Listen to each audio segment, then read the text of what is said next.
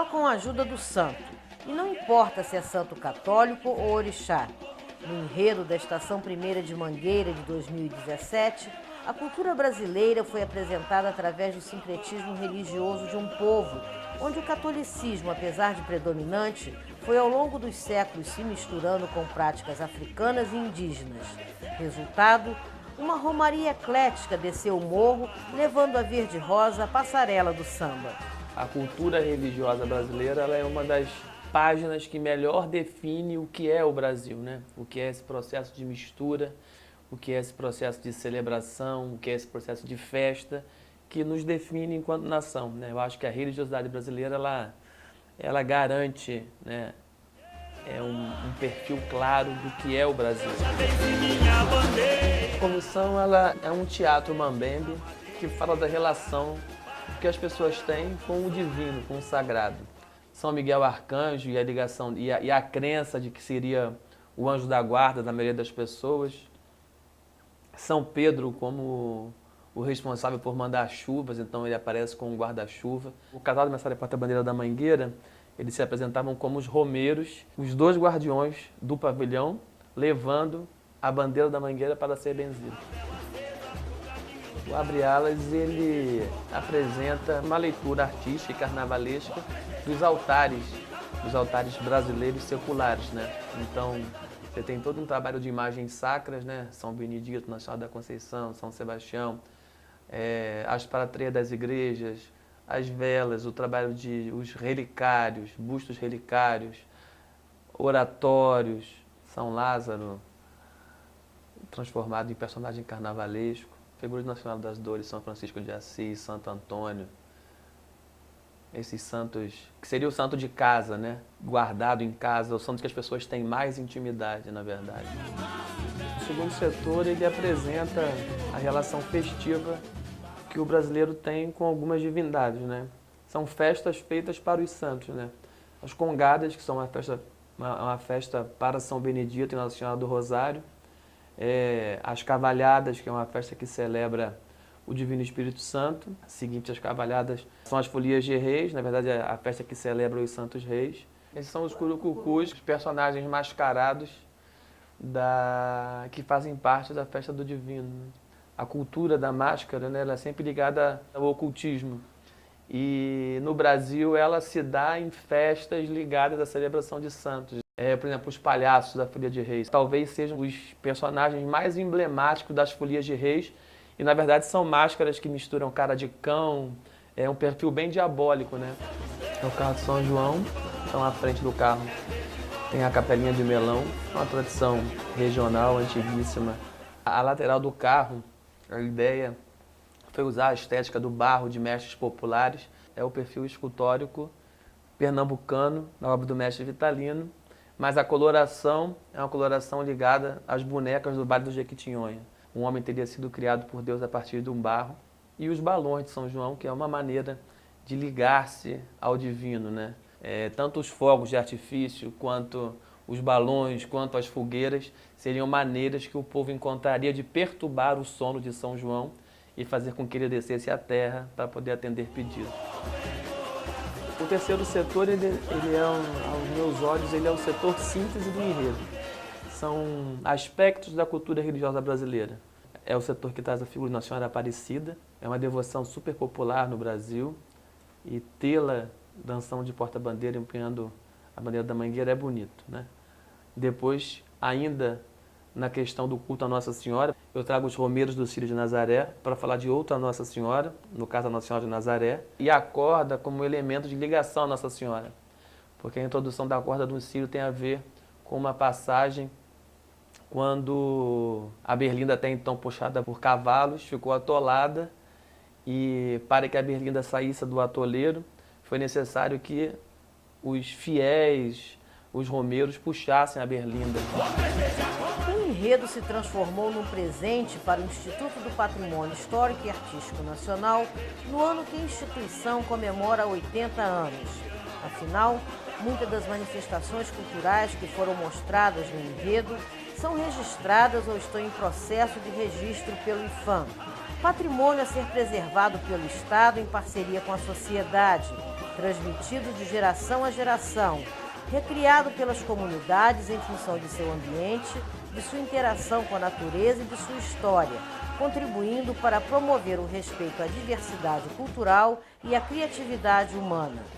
O enredo que trabalha o patrimônio imaterial, que é a cultura popular, que são as manifestações culturais. Das igrejas barrocas aos terreiros, retrata exatamente o trabalho do IPHAN em prol da preservação da memória e da cultura brasileira. Mangueira e IPHAN são duas instituições que fazem parte não, são a essência da cultura desse país.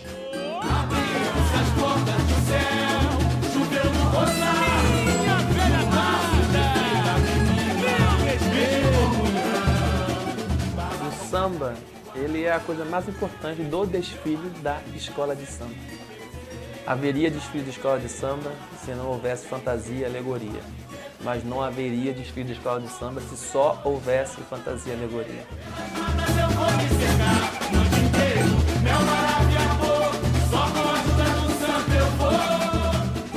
Eu apresento nessa ala aí um culto ao Padre Cícero. É considerado um dos santos mais populares do Brasil, tido como milagreiro, e promove uma das maiores peregrinações e romarias do Nordeste brasileiro. Nessa ala especificamente traz a lavagem do Bonfim.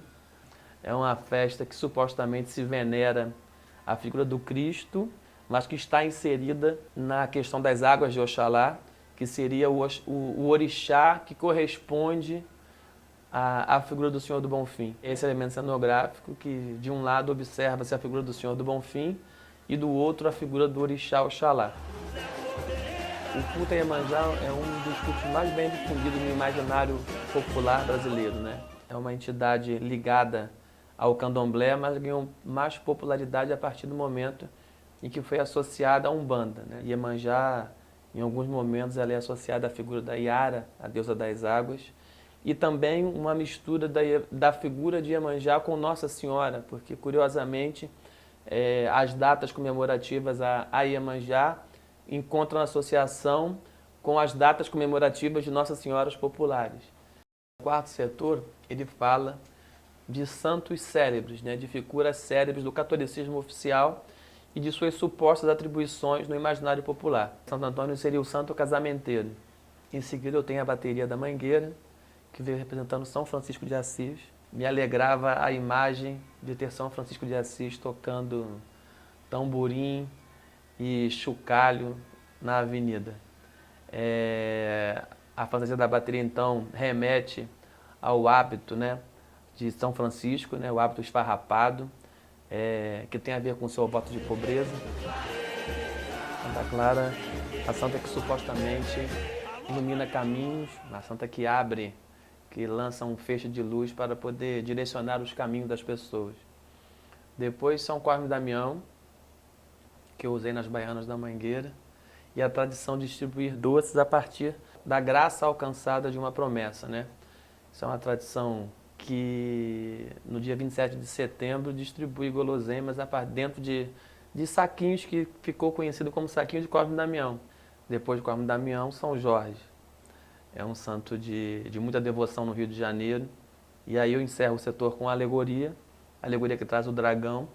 Ele está associado, na verdade, às demandas, aos enfrentamentos que as pessoas têm e colocam na figura de São Jorge a intenção de que ele possa intervir. A imagem de São Jorge de Santa Bárbara ficou muito associada à Umbanda e ao Candomblé, com o Iansã, no caso de Santa Bárbara, e Ogum, e eu escolhi encerrar o setor do catolicismo com São Jorge, porque após o setor do catolicismo, eu venho com o setor da Umbanda, apresentando entidades de Umbanda.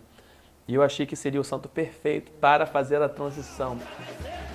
Essas são duas entidades de Umbanda, são duas pombagiras famosas, que seria Maria Mulambo e Maria Padilha. Muito ligadas à questão, às questões amorosas, seriam mulheres com a capacidade de intervir nessas questões. O elemento cenográfico que traz a figura do Zé Pilintra, uma entidade muito popular também. Na liturgia específica, ele seria o dono das ruas. O culto aos ciganos também é um culto muito popular no imaginário. A figura do cigano é muito presente, principalmente no culto umbandista. As duas últimas alas do desfile da Mangueira falam de duas entidades específicas de grande importância para a Umbanda. Os caboclos são entidades indígenas, quer dizer, tudo a ver com a cultura brasileira de um modo geral. Esse especificamente seria o caboclo Sete Flechas, que é tido como um caboclo mandingueiro, um caboclo com a capacidade de vencer grandes demandas espirituais. Por ordenança de Oxalá, ele teria ganho uma flecha de cada orixá. E essa massa branca, que vem logo após, é uma massa branca que apresenta duas figuras famosas também, que seriam os pretos velhos e as pretas velhas, que por terem sabedoria, teriam atingido a capacidade de prestar auxílio. Essa é uma das figuras mais populares também do imaginário. Uma religião que nasce da cultura brasileira, ela não pode ter o aspecto sombrio que tantas vezes passa no imaginário das pessoas a respeito dela. E acho que uma religião que celebra indígenas, que celebra homens do sertão, que celebra negros escravizados, figuras malandras, acho que não pode ter uma carga de representação tão pesada esteticamente. Cada uma das musas representava um orixá especificamente, trazendo na mão as ferramentas correspondentes. A ferramenta de Xangô, a ferramenta de Oxóssi, a ferramenta de Oxalá. E o último carro falava dessa ancestralidade africana, por isso a figura de Tia Suluca e Nelson Sargento. Nelson Sargento, presidente de honra, um sambista histórico, e Tia Suluca é irmã do mestre Sala Delegado, uma baiana antiguíssima da Mangueira. O meu tambor tem axé, Mangueira.